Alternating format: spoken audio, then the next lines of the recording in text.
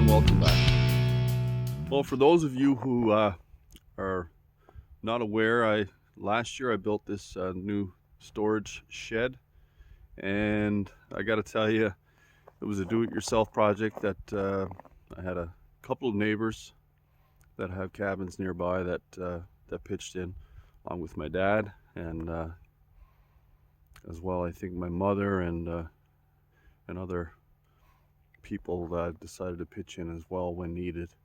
It was a joint effort by many, but anyway, this shed behind me, it's 16 feet by 20 feet, and it's got a regular 9x7 garage door, as you can see.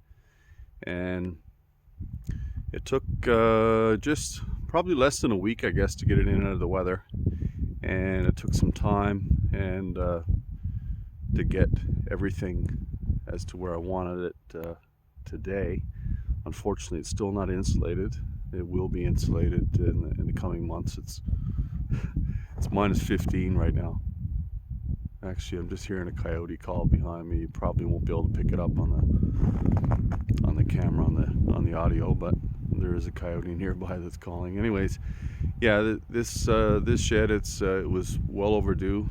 Storage facilities, especially off-grid, when you're kind of a little more independent, and you need to store, like I say, the generator, snow machines, your ATVs, etc. So, not to mention all of your power equipment for construction tools, etc. So it was long overdue. Anyway, it's finally, well, put it this way, the cabin doesn't look as good sitting next to this storage shed behind me.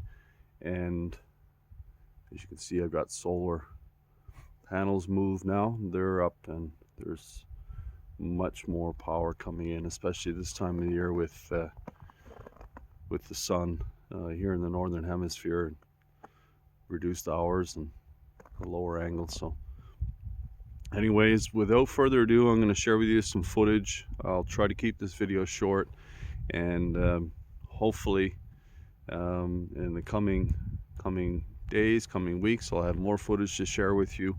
I've got a few more videos that need to get uploaded onto my YouTube channel here, and so I'm optimistic that I'll be able to regularly tune in and have a video up, if not every week, every second week. And I hope you guys can follow along. So anyways, here it is, folks. This latest project will be a 12x16 storage shed, and we're getting some rough lumber, a nearby mill, and I'm just using a small Kubota there now, just to level up the ground before we start with the foundation. It's going to be a 12x16. We'll have enough room for a full year's firewood and storage for an ATV. So stay tuned, follow along, and I hope you enjoy this video.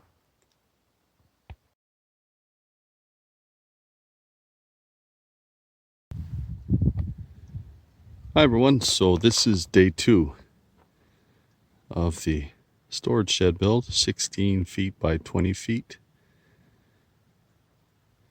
And we'll have a 7x9 garage door in the front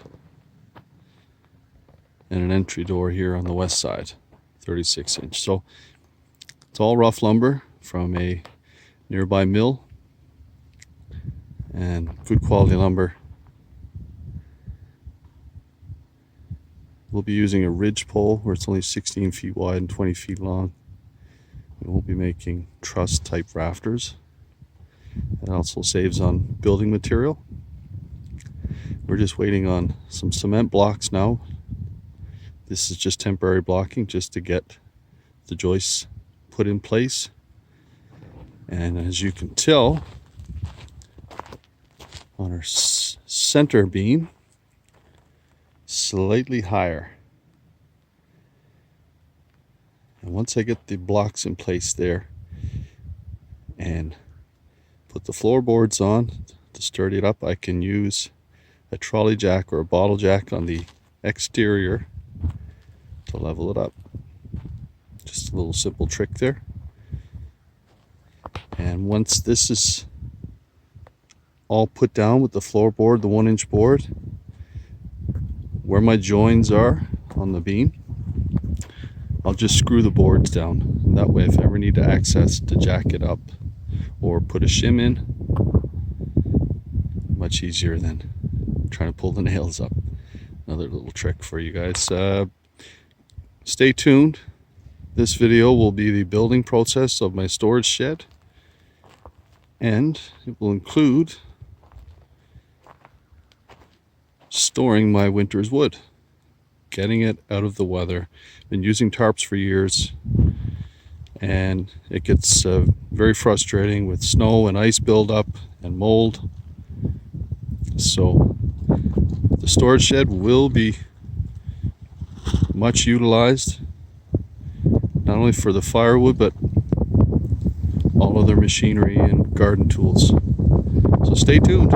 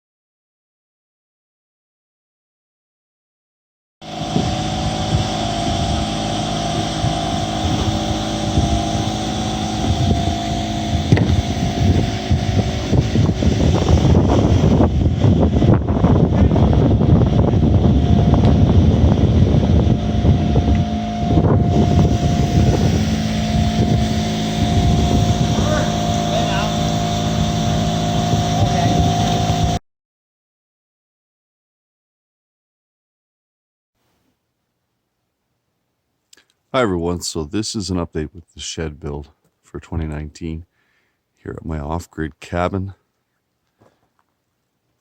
And I'm running on solar, as you can see. No sunlight at this hour, and it is Brisky -4. It's October 28th, and just wanted to share with you. Can't see very well, but I have the exterior now weather sealed. The Tyvek, I've got the eaves done. I sealed all the joints with tuck tape. I've got, you can't quite see it there. So my soffit is up.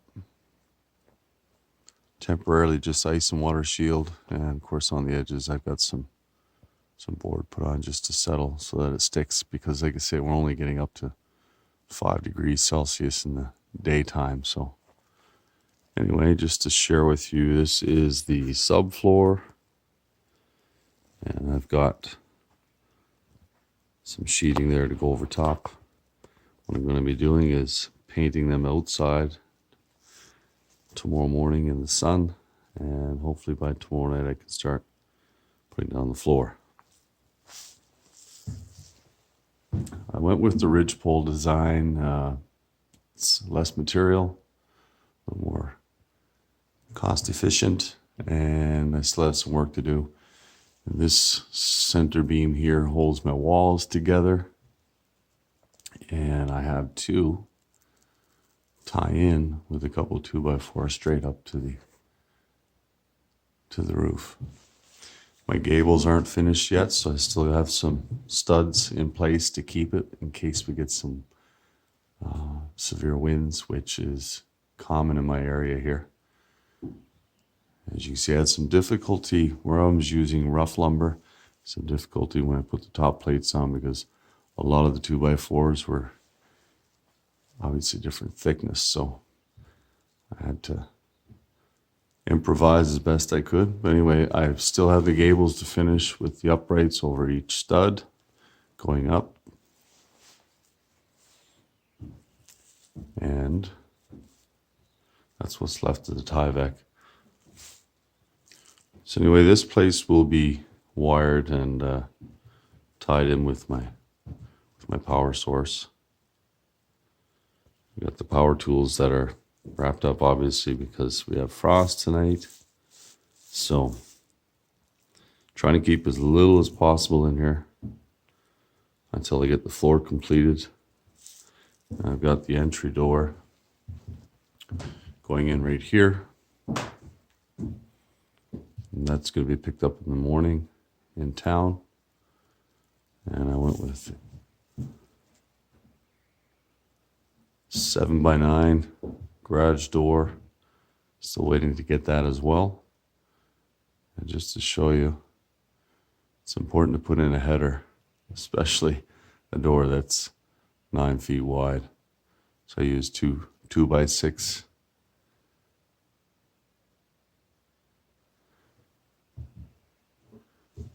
It's amazing what you can do with an air nailer and a couple of extra hands to help out.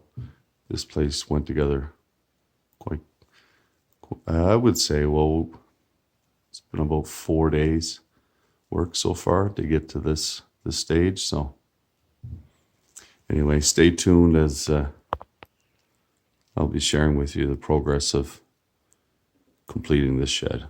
And like I say, it's 16 feet by 20 feet. Stay tuned.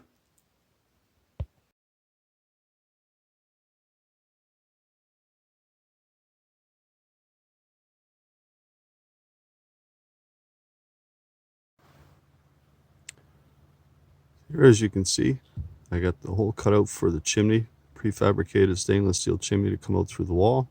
Got the wall mount kit all ready to go.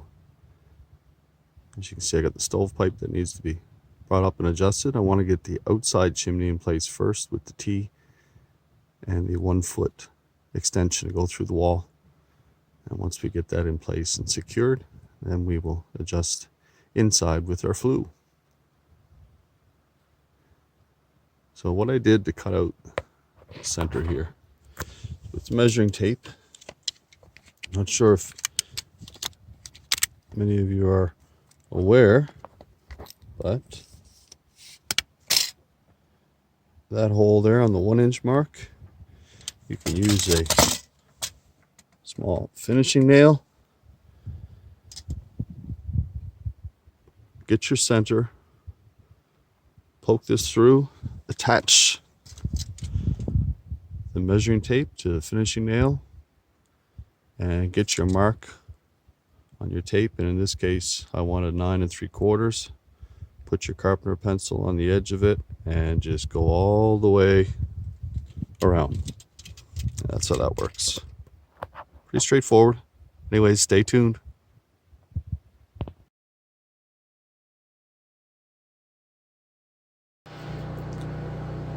So here we are wiring the new garage, the new shed here, and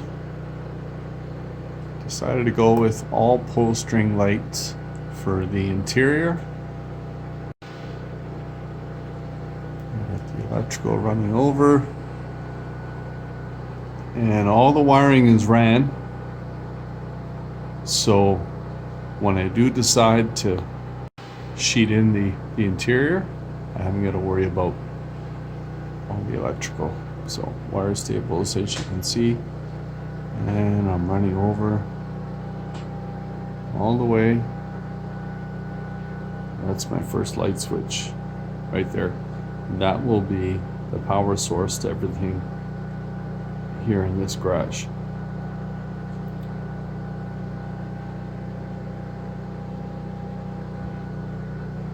So we've got our spool of wire there. That's it for this night.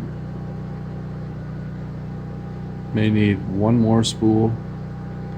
I'm thinking 150 meters should wire everything in this garage. So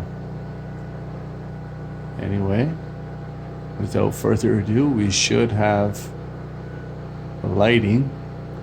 I'm going to disconnect the power now and tie in. It's my main power source coming in, and I've got tech cable that comes in, goes in outside. You can probably hear the generator running because I've been using excessive power in recent days with bad weather, so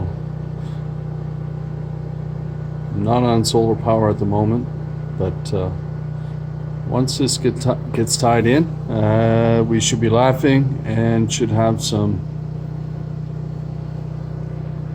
secure power.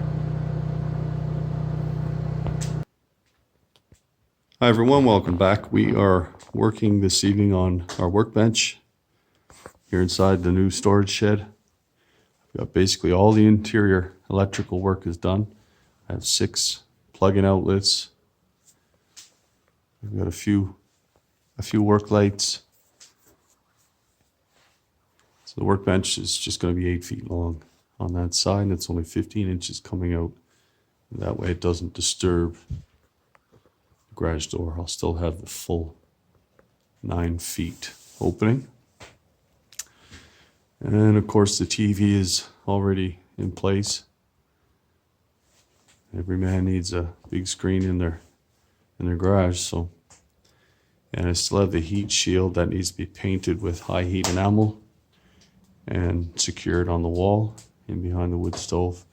As you can see, the glass, that was a brand new glass that I installed in the door, and when I had to tap the pre-existing holes to put in new fasteners, and when I did, unfortunately, when I over tightened on the hinge, or sorry, on the closed side, that's when it cracked. So I won't leave this going. The wood stove won't be going when I'm not here until I get that glass replaced. So it's not cheap. It's about $160 to replace that piece of glass. So anyways, we're slowly getting there. And once I get the workbench in, things should go a little smoother. I got a couple of jack studs that I put up today. The window is going to be going right there, facing the west. And that pre-existing stud, I've got the marks made, as you can see, to allow for 1/2 inch vertical height and the 2 headers that will go in across the top of the window. So that's that. I hope you're enjoying this video. It's been a little bit slow going lately, doing, like I say, the tedious work and the getting the electrical and all that in place and everything working properly. So anyway, we've had some significant winds, 60-mile-an-hour winds, the last maybe 48 hours, and it's supposed to continue for another 48 hours. So stay tuned.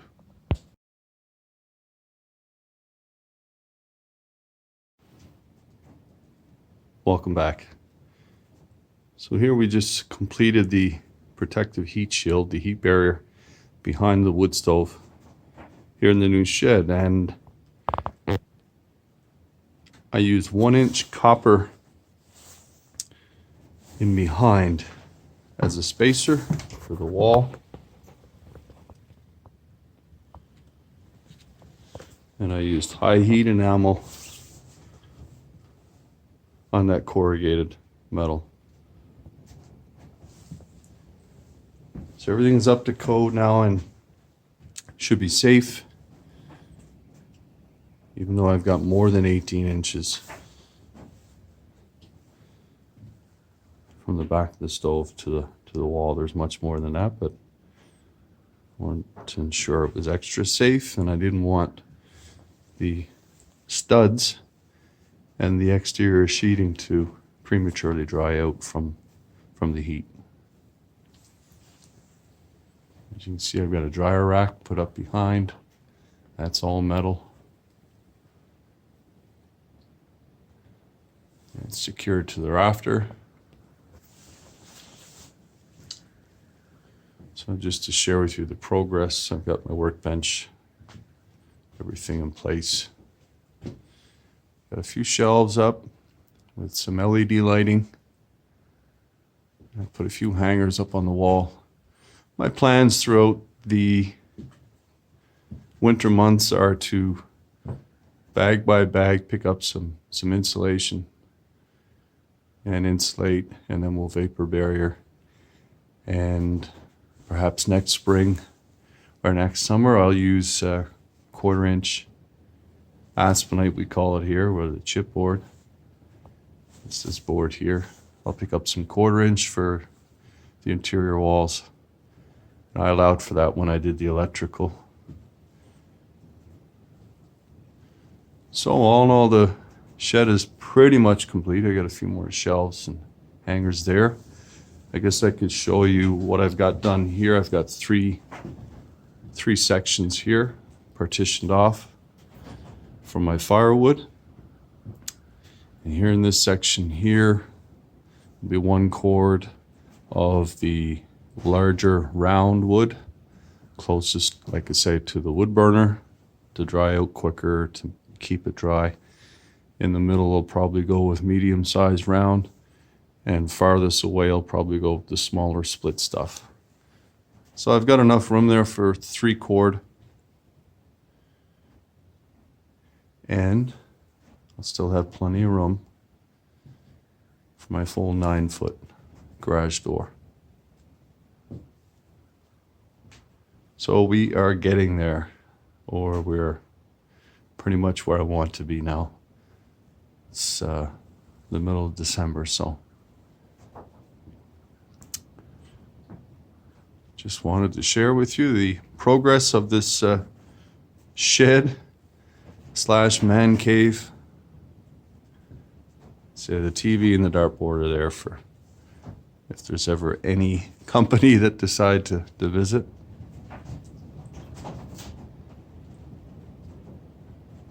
So as always, take care, and thanks for watching.